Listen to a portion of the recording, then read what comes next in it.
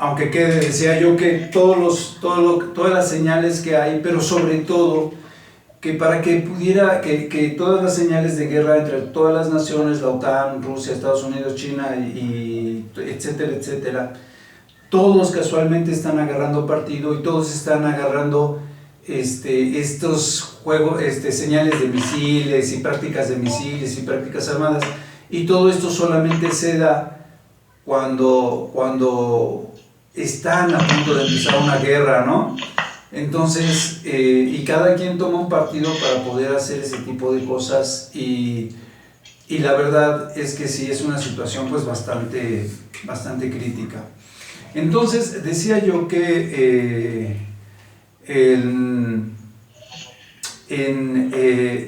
el Pacto Santo, como ya Irán también le está declarando la guerra a Estados Unidos y demás, y ya le dijo a Israel que no lo va a pasar por alto, las últimas invasiones que tuvo y demás también en Irán. Entonces, el caso es que para que exista un pacto santo, es el pacto santo, como yo les explicaba alguna vez en la clase, porque tienen que haber un pacto de paz donde se puede edificar, puedan congregarse mutuamente, y pueda el patio del templo ser cedido a los gentiles, como decían las profecías, como lo dice en Apocalipsis, y eso pueda suceder cuando existe este pacto santo. Se le llama pacto santo pues porque tiene que abarcar parte de lo del templo, ¿no? Y es importante que veamos que dice que muchos vendrán en su nombre diciendo aquí está el Cristo, allá está el Cristo, pero que no debemos de creerlo, ¿no?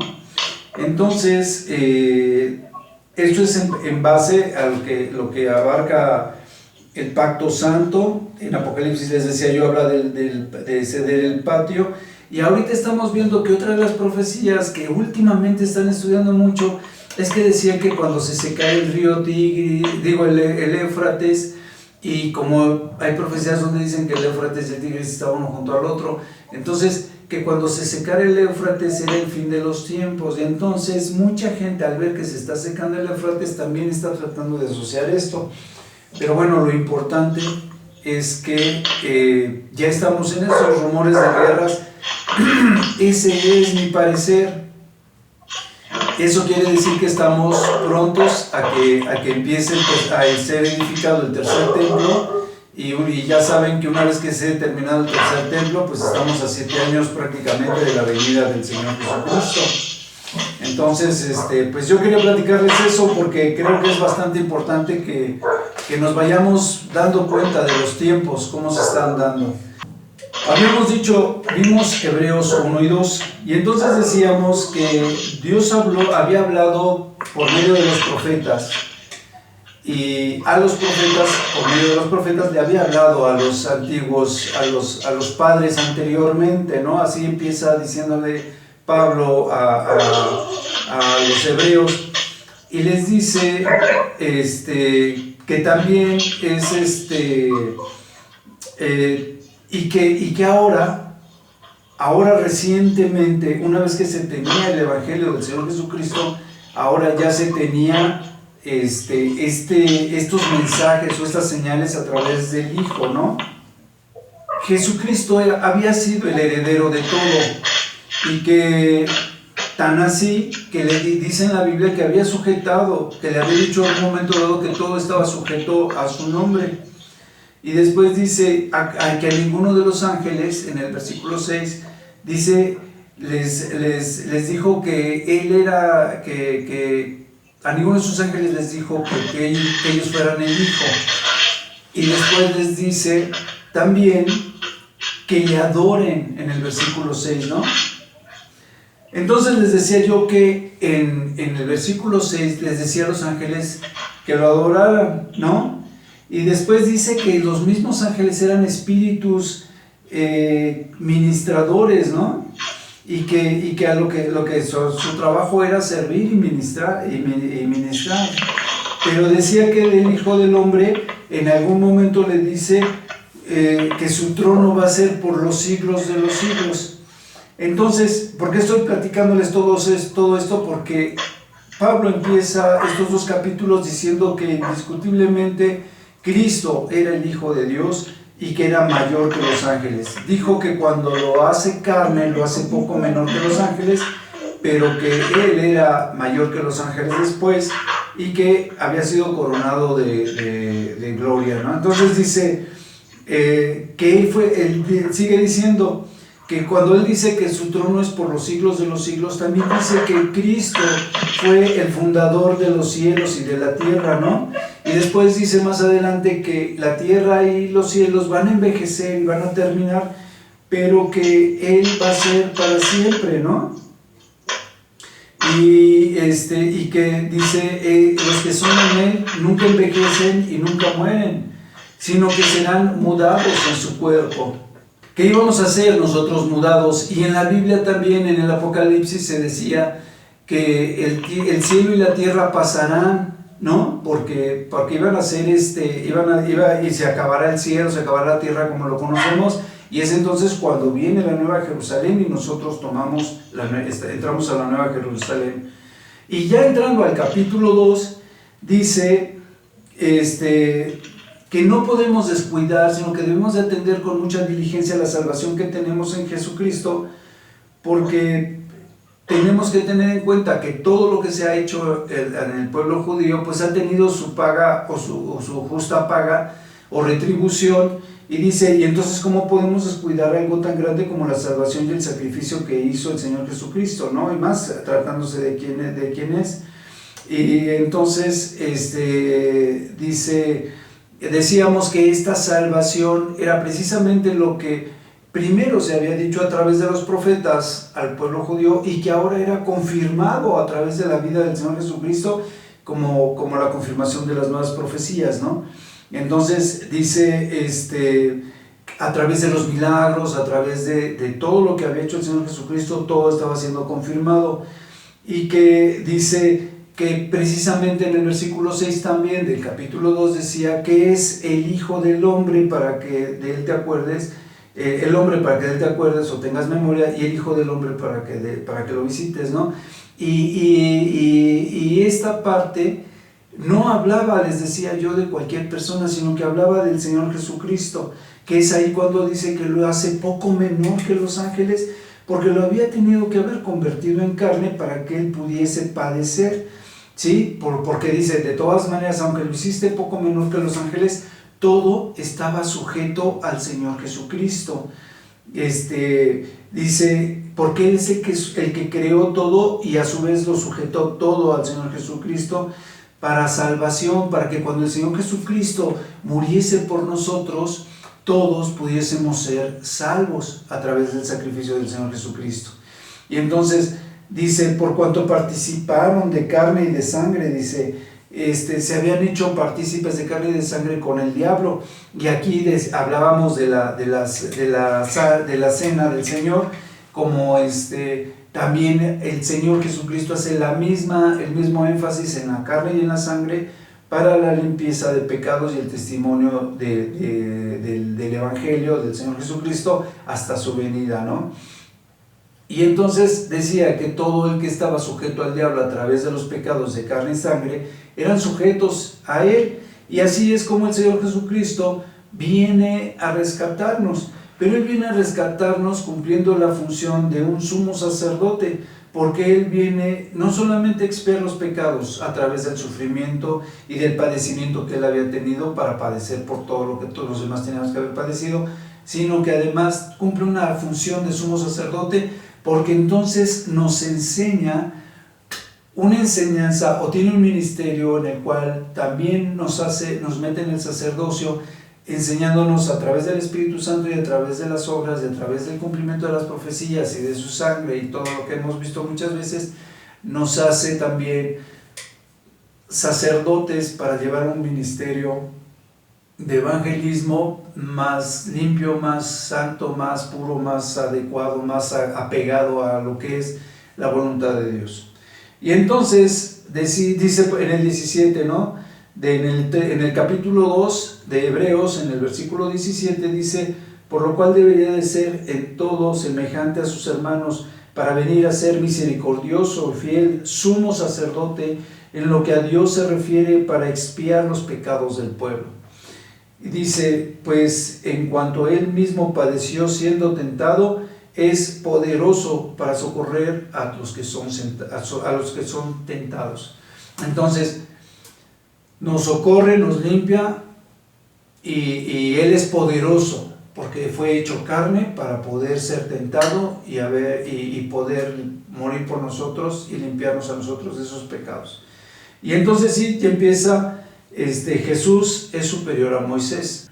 Dice, bueno, a primera hora de Cristo Jesús, dice, Cristo Jesús, el cual es fiel al que le constituyó, igual que como a Moisés lo constituyeron, dice, en toda la casa de Dios, o sea, en todas las cosas, se podría decir, de lo que es de Dios, pero después habla como casa, como el origen de su creación o como el origen de su ministerio. Dice, porque tanto mayor gloria es Moisés, es estimado digno, que Moisés es estimado porque tiene una mayor honra que la casa que la hizo, ¿no? Que la casa el que la hizo, o sea, tiene mayor honra la casa de donde viene que el que hace la casa, por decirlo de alguna manera. En este caso es Moisés haciendo el templo o el tabernáculo, tendría cierta honra, pero Cristo, que viene del cielo, que es el tabernáculo en la tierra, o el cielo en la tierra, pues tenía mayor honra. Dice, porque toda casa es hecha por alguno, pero el que hizo todas las cosas es Dios. Como yo les decía, pues era el Señor Jesucristo, venía de la casa de Dios, venía de Dios, mientras que Moisés había sido fiel, se había mantenido, había hecho la casa como se le había pedido, pero pues no dejaba de ser un siervo para el testimonio de esta edificación o de Dios en este caso. Y como decía yo, y Cristo pues es superior al tabernáculo. Y lo vimos cuando le preguntan a Cristo, ¿no? Y le dice él, pues no vieron que David entró al templo y comió de los panes que eran para la ceremonia y del tabernáculo. Y entonces dice, porque mayor es el hombre que el templo, ¿no? Entonces, o el hijo del hombre que el templo. Y entonces, y habla aquí más o menos de lo mismo, ¿no? Y lo que está haciendo, venía de que hablaba de que Cristo había sido un sumo sacerdote, de acuerdo al orden de Melquisedec, o sea, es un sumo sacerdote, y es diferente un sumo sacerdote del orden de Melquisedec, porque es superior a los sumos sacerdotes que existían en el templo, porque se supone que el sumo sacerdote está directamente ministrado por Dios. A eso es a lo que se refiere, y por eso está haciendo referencia a lo de la casa. Es como un preámbulo, ¿no? Comparativo. Una cosa es ser establecido por Dios y otra cosa es venir directamente a ser dirigido por Dios. El reposo del pueblo de Dios es el título, pero dice, había hablado en el 3.1 cuando decía, por tanto, hermanos santos, participantes del llamamiento celestial, considerad al apóstol y sumo sacerdote de nuestra profesión, que es Cristo Jesús, ¿no? Entonces, debemos de considerarlo, la vista está en Él, por eso empieza Él diciendo de dónde venía la enseñanza del Señor Jesucristo, que era directamente del cielo, y dice,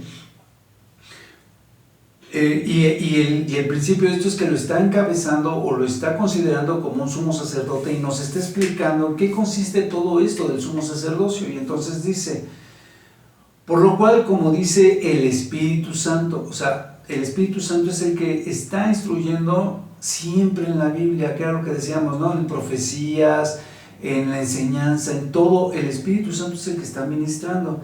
Dice, si oyes hoy su voz, no endurezcas tu corazón. Como en la provocación, cuando en el desierto fueron tentados aquellos que salieron, los 600,000 que salieron de la esclavitud de Egipto, los 600,000 hombres, sin contar mujeres ni niños, que habían sido que estuvieron vagando en el desierto, ¿no? Dice, y ahí me tentaron sus padres y me provocaron, y por eso es que los mantuve errantes 40 años en el desierto, dice, porque me disgusté, dice, con esa generación, y él decía, siempre están vagando en sus corazones, ¿no? No han conocido mis caminos, por tanto, juró en su ira, no entrarán en su reposo. Y este andar en el Espíritu Santo es una invitación para que entremos en el reposo de Dios, en la paz de Dios, en la relación con Dios. Y entonces dice que por eso les dijo que no iban a entrar a su reposo, porque estaban siendo idólatras. Y además, dice, siempre andan vagando en sus corazones. Quiere decir que lo que decíamos alguna vez, hay gente que se mete a leer la Biblia y parece que la pasa de noche, o no sé, o se quita el Espíritu Santo para poder interpretarla, porque siempre andan interpretando cosas incorrectas o cosas que no vienen al caso, o la interpretan de una manera que no es, o hacen lo que quieren de todas maneras, ¿no? La palabra no hace mella, no hace semilla en sus corazones. Y entonces por eso el Señor le dice, no endurezcas su corazón, porque precisamente por endurecer su corazón, por tener un corazón reacio, tener un corazón duro, es que estas personas divagan en la palabra. Y entonces dice en el 12, miren, hermanos, que ninguno de ustedes tengan un corazón malo e incrédulo, para apartarse de Dios, del Dios vivo, ¿no? Antes los exhortamos a que cada día, entre tanto que se dice hoy, para que ninguno de vosotros se endurezca por el engaño del pecado. ¿Qué es lo que está diciendo?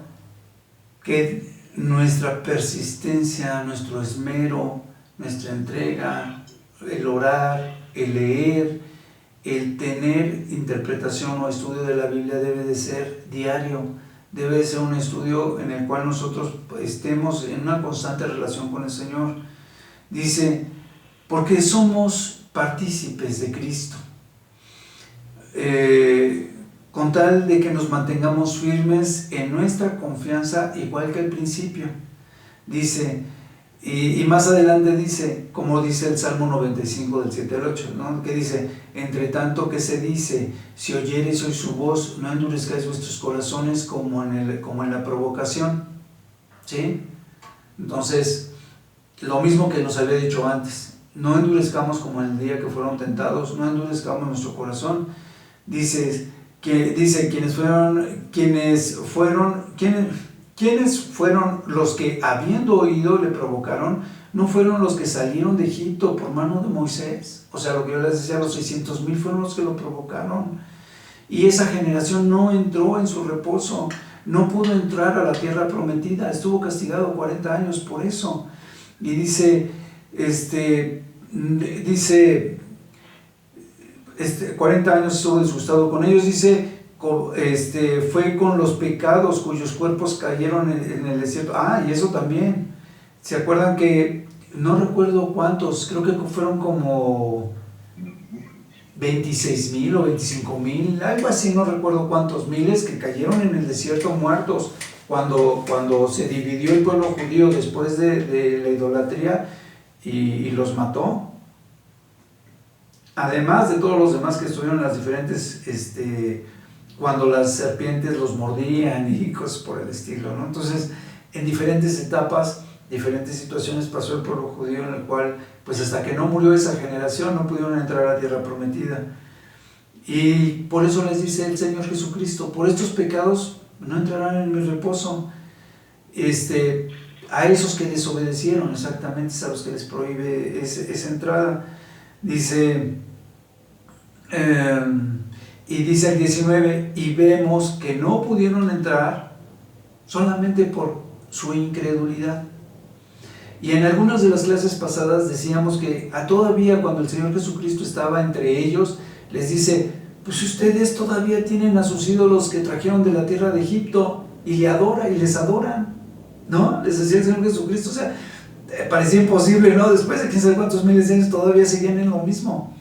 Y entonces, dice el 4, temamos pues, no sea que permaneciendo aún en la promesa de entrar en su reposo, o sea, que todavía tengamos nosotros esa promesa, parezca que no lo hemos alcanzado por nuestra actitud, por nuestro mal entender, por nuestra necedad, que parezcamos realmente no ser salvos.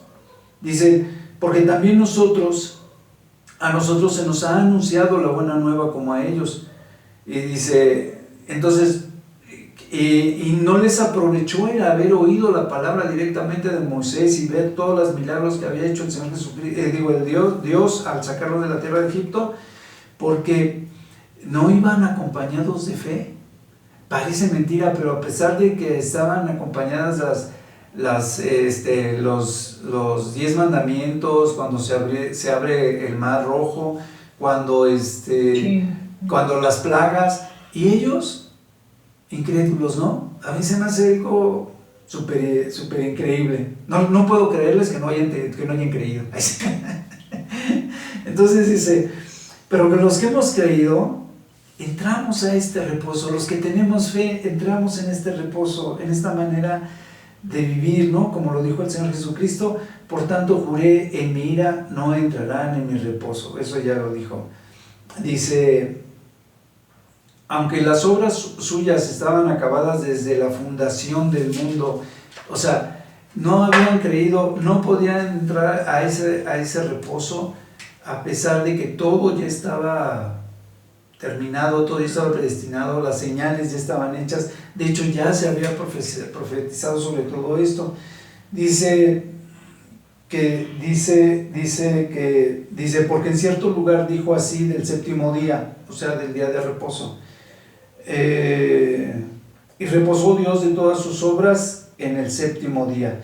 Y otra vez aquí, no entrarán en el reposo, no entrarán en ese pacto, yo diría, en ese pacto de descanso, de paz, o en ese pacto de tener una relación. Recordemos que el día de reposo era para dedicarlo exclusivamente a tener una relación con Dios, y nosotros pues a partir del Espíritu Santo tenemos de continuo, como yo les decía, y debemos de cuidar de continuo de nuestra relación con el Señor. Dice, por lo mismo, o por lo tanto, puesto que falta que algunos entren en este reposo, y aquellos a quienes primero se les anunció la buena nueva no entraron por causa de desobediencia, como yo les decía, siguen viviendo en su necedad, en sus falsas doctrinas, siguen viviendo engañados.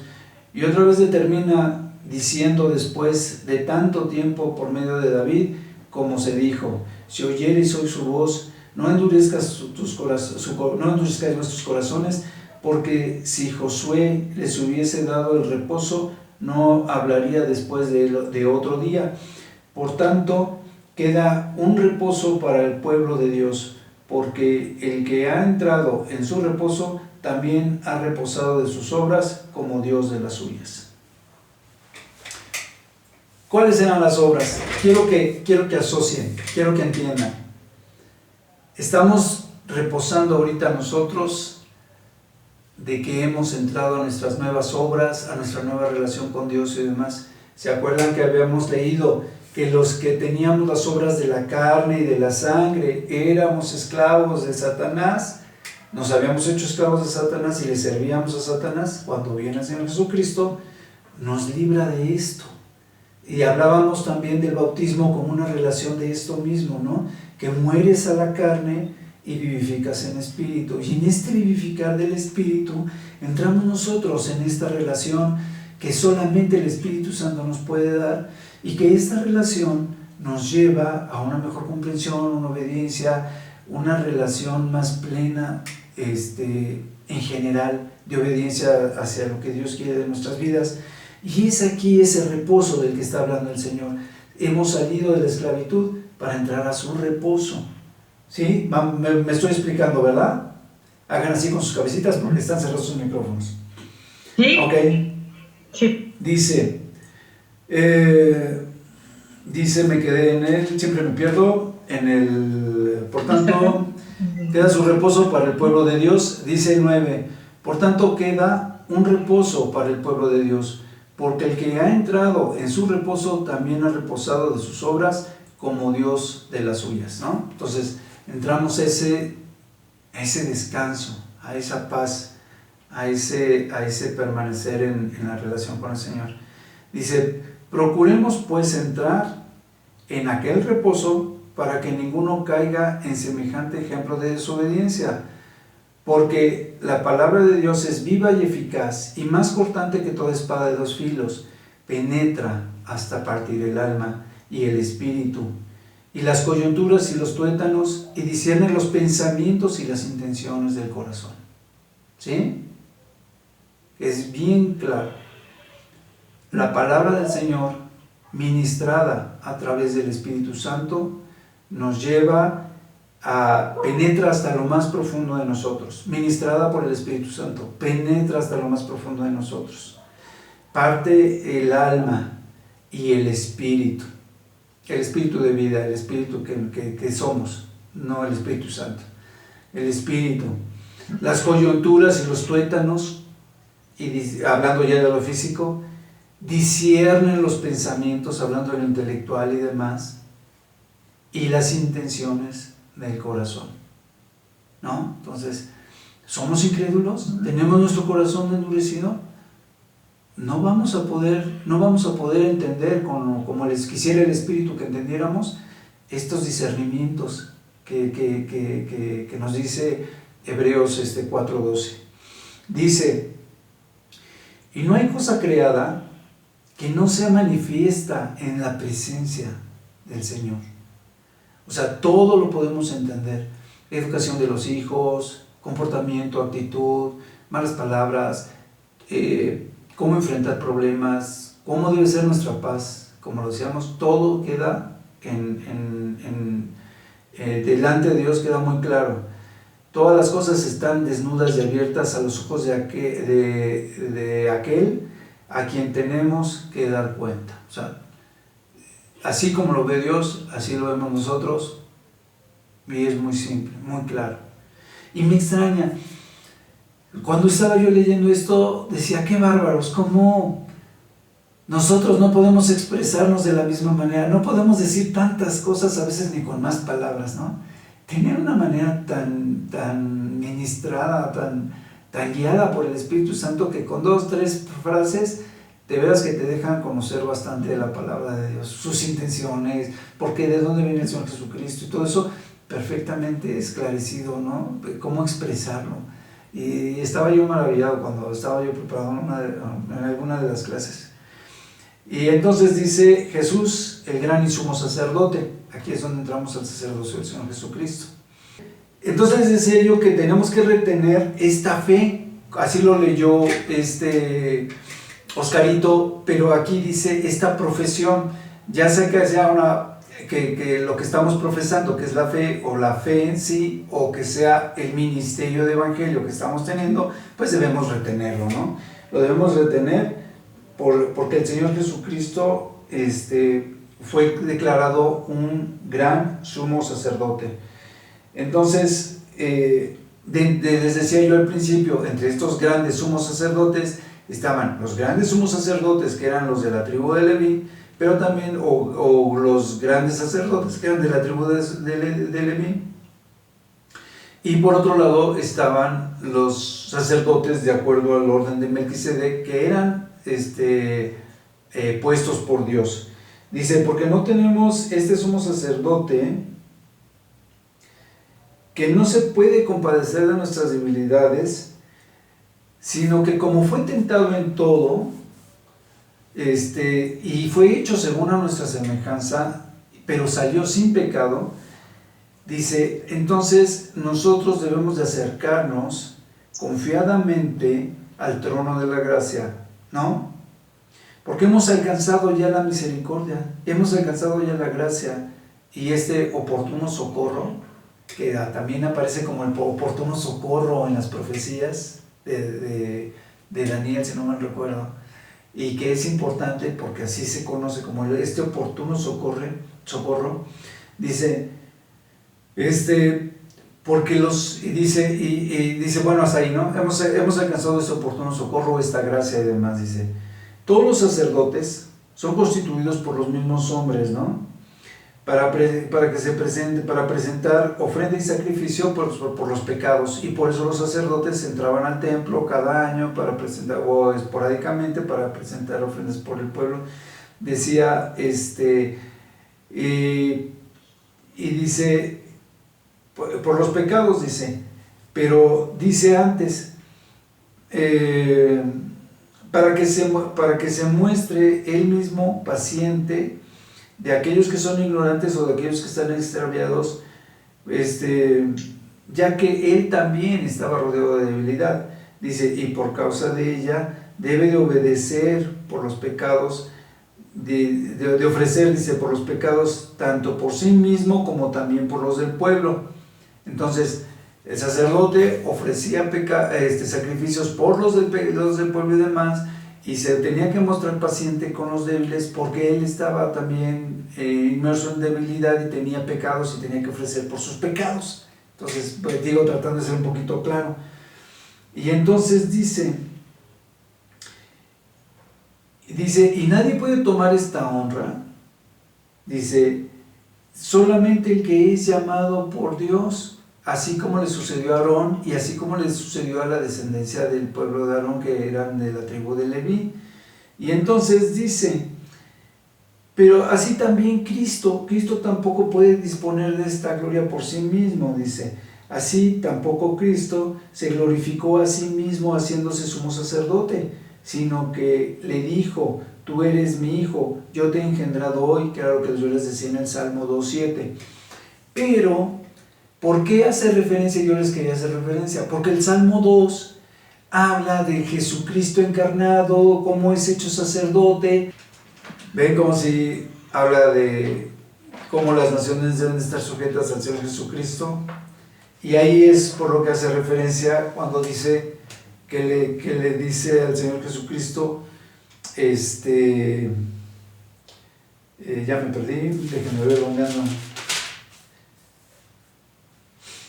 Donde le dice, tú eres mi hijo, yo te he engendrado hoy, que estaba en el 5:5. Y después le dice, como también dice en otro lugar, tú eres sacerdote para siempre según el orden de Melquisedec, y eso ya lo dice en el Salmo 110. Dice, y Cristo, en los días de su carne, ofreciendo ruegos y súplicas con gran clamor y lágrimas al que le podía librar de la muerte, fue oído a causa de su temor reverente. Entonces, fíjense, Cristo cuando le dice, si es posible, pase de mí esta copa, dice, ofreció con ruegos y súplicas, con clamor y lágrimas al que le podía librar de la muerte. ¿Y qué le dice el Señor? Bástate mi gracia, ¿no? Y entonces le dice, fue oído a causa de su temor reverente. ¿Por qué? Porque el Señor Jesucristo, a pesar de que estaba temeroso, sabía que venía este tipo de aflicción, de sacrificio y horrendo tortura, a pesar de eso se mantuvo obediente y fue fiel hasta la muerte, y muerte de cruz, como lo dice varios pasajes, como estaba profetizado en Isaías 53, ¿no? Y entonces dice, y aunque era hijo, fíjense, dice el 8, y aunque él era el hijo, por eso es por lo que padeció en obediencia hasta la muerte. Estuvo padeciendo hasta la muerte, ¿no? Padeció en obediencia. Dice, y habiendo sido perfeccionado, vino a ser autor de eterna salvación para todos los que le obedecen. Y fue declarado por Dios sumo sacerdote según el orden de Melquisedec. ¿Y cuál es la importancia? Como yo les decía, pues que es como el discipulado. Dice la Biblia, ¿no? Que el discípulo llega a ser mejor que el maestro, llega a ser igual que el maestro. Entonces, si el discipulado tú lo recibes de un sacerdote, es muy diferente a que lo recibes del sumo sacerdocio. Si la administración la recibes de una persona o de un pastor, es diferente a que la recibas directamente del Espíritu Santo. Que es una advertencia contra la apostasía, para que no neguemos después la fe, para que no nos desviemos de la fe. venía hablando de que no debemos de apartarnos de la fe ni debemos de dejarla, ¿no? Y de aquí vuelve a ser ya una advertencia de esta, como ya lo había hecho antes también, diciendo que no podemos descuidar una salvación tan grande, y aquí lo vuelve a reafirmar y dice, y precisamente acerca de esto, hay muchas cosas que decir y explicar, ¿no? Y dice, porque ustedes se han hecho un poco tardos para oír, no han podido entender todavía cuál es esto, dice, o sea, lo importante de esto, debiendo de haber sido ya maestros, ahora tienen todavía necesidad de ser enseñados de cuáles son los, dice, vuelva a enseñar cuáles son los primeros rudimentos de las palabras de Dios. Dice, y habéis llegado a ser tales que todavía tienen necesidad de leche y no de alimento sólido, no de carne, no de un bistezote, ¿no? Como a veces estamos comiendo, entendiendo y razonando la palabra del Señor, ¿no? Y entonces fíjense, les dice, no se les puede enseñar todavía porque no, se han hecho tardos para ese aprendizaje, ¿no? Dice, todo el que participa de leche pues es inexperto, ¿no? Hablando y es un niño y no alcanza a entender esta palabra de justicia. Dice, pero el que tiene el alimento sólido se hace maduro en la palabra, ¿no? Y tiene agudizados los sentidos y se ejercita en la palabra y en el discernimiento de la misma, ¿no? Y en el discernimiento, por supuesto, del bien y del mal a través de la palabra y de la unción del Espíritu, bueno, la administración del Espíritu Santo. Y dice, fíjense, y esta es la parte que a mí me gusta mucho, dice, por tanto, ya estando maduros, debemos de dejar los rudimentos de la doctrina de Cristo, o sea, las bases de Cristo, ya las tenemos que dejar. Y más adelante cierra diciendo, no que las dejemos por completo, las tenemos que seguir ministrando, las tenemos que seguir aplicando, pero ya no deben de ser el fundamento nuestro, porque nuestra evolución ya fue mucho más allá. Les estoy explicando a qué se refiere el 6.1, el capítulo 6, versículo 1. Dice, dejando ya la doctrina de Cristo, vamos adelante y seamos perfectos, perfeccionémonos. Ya no echemos otra vez el fundamento del arrepentimiento de las obras muertas en la fe de Dios. O sea, ya no, ya. ¿Sí me explicó? Ya eso, ya lo hicimos, ya lo entendimos, ya debe de quedar atrás. Cuando nosotros lo volvemos a tomar es para enseñarle a alguien más, para ministrar a alguien más, para aclarar este tipo de situaciones como ahorita. Pero esa base ya quedó atrás, porque nosotros ya se hizo carne, ya está bien fundamentado, ya estamos seguros. Como yo les digo, ya estamos maduros de lo que somos y lo que entendemos, y ya solamente cuando queremos a alguien darle un vistezazo así en la cara, así, es cuando le hablamos de nuestra fe, porque ya es tan sólida que ya no es lechita, ya es un carnavirazo lo que le damos, ¿no? ¿Cómo podríamos decirlo? Un carnavirazo. Entonces, dice así, dice, de Dios, de la fe en Dios, dice de la doctrina del bautismo y de la imposición de manos. El bautismo, de que lo habíamos visto ahorita, morir al pecado, vivir al Espíritu, también ya lo tenemos conocido. La resurrección de los muertos es nuestra esperanza, lo tenemos bien conocido. El juicio eterno después de la resurrección lo tenemos perfectamente consciente, sabemos que nuestras obras van a ser pasadas por fuego y que si aún fuesen reprobadas, aún así seremos salvos. Y entonces dice, y esto haremos, o sea, todo esto lo vamos a entender y lo vamos a hacer de todas maneras, lo vamos a tener que repetírselo a nuestros hermanos, a nuestros discípulos y demás. Dice, y esto mismo haremos, si es que Dios lo permite, ¿no? Tanto disfrutar de todo lo que ya hemos visto, como enseñar de esto cuando cumplimos con la doctrina, con enseñar la doctrina, con el ministerio. Entonces dice, en el 4 dice, porque es imposible que los que una vez fueron iluminados, que ya entendieron y que gustaron del don celestial y que ya fuimos hechos partícipes del Espíritu Santo y tenemos el discernimiento, el entendimiento y demás, dice, y que gustamos de la buena palabra, ya la entendimos, ¿no? Ya partió nuestras almas, como dice, la palabra entró hasta lo profundo, ¿no?, de nuestros corazones, partiendo el alma y demás hasta los tuétanos y demás.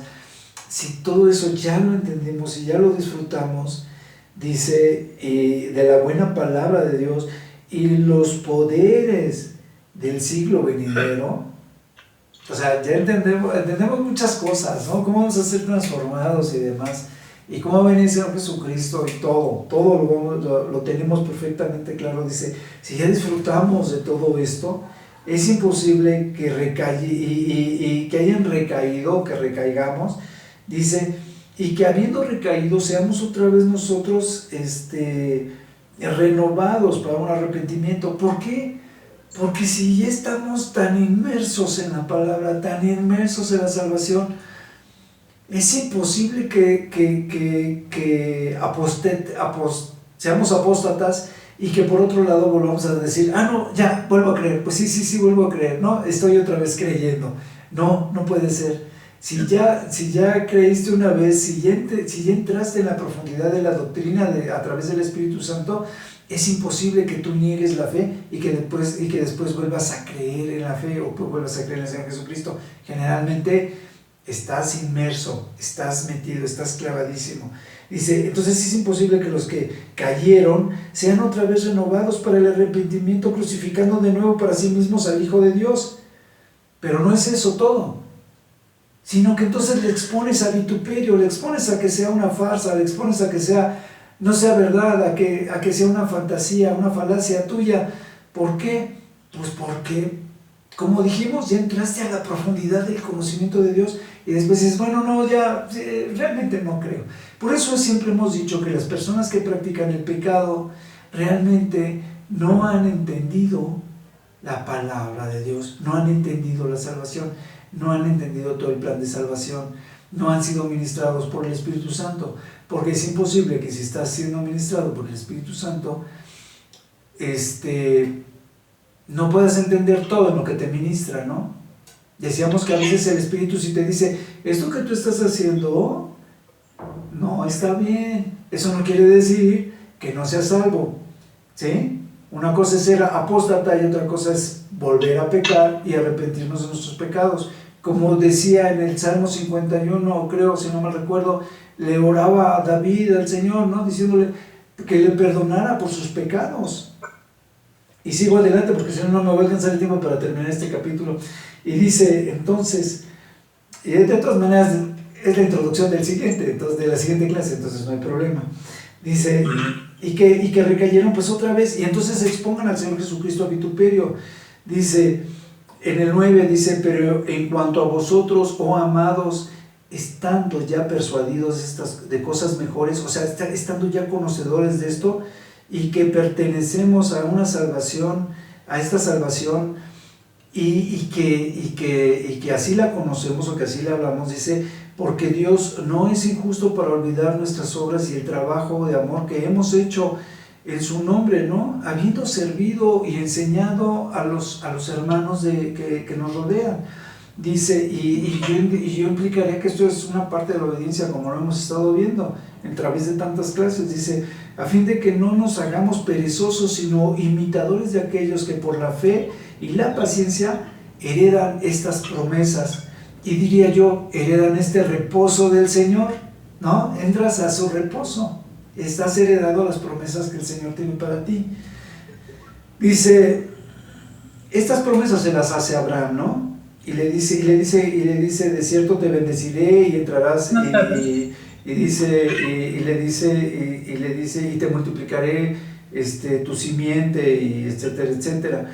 Dice, y Abraham esperó con paciencia esta promesa, ¿no?, que el Señor le había hecho. Pero en Hebreos 11, que vamos a llegar a Hebreos 11, habla bien padre de esto de las promesas, y eso lo voy a dejar para también, tal vez principio de la próxima clase, o cuando lleguemos a Hebreos 11. Y aquí hace referencia a eso de lo que hace referencia en Hebreos 11, que dice en Hebreos 11 que todos ellos murieron sin haber visto esta promesa que el Señor les había hecho, haberla visto culminarse. Y entonces dice que lo esperan con paciencia, dice en el 15, y dice en el 17, por lo cual, queriendo Dios mostrar más abundantemente a los herederos de la promesa la inmutabilidad de su consejo, interpuso juramento. Y entonces dice que jura Dios mismo por él mismo, para como que reafirmando esta fuerza de esta promesa, de esta deidad, dice, para que así podernos asir a nuestra esperanza, y esta esperanza que Él había puesto en nosotros y que nosotros habíamos puesto en Dios, ¿no? A estas promesas.